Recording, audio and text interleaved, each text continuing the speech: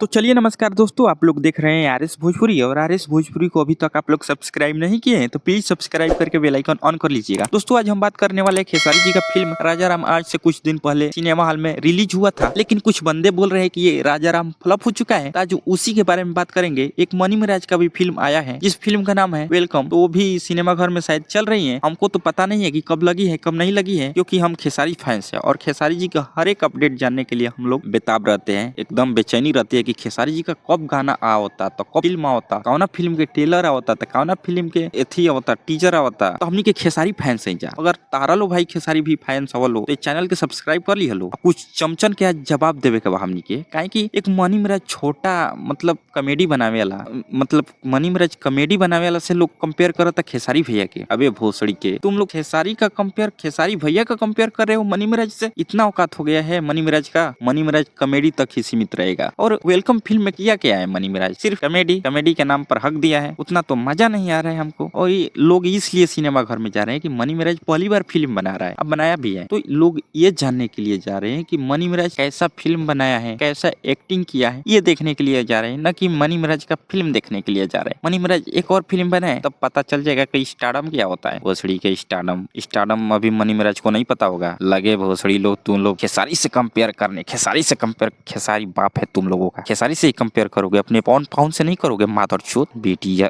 Sorry इतना मैं गाली नहीं देना चाहता हूँ दोस्तों, लेकिन मेरा दिमाग सट गया है यार।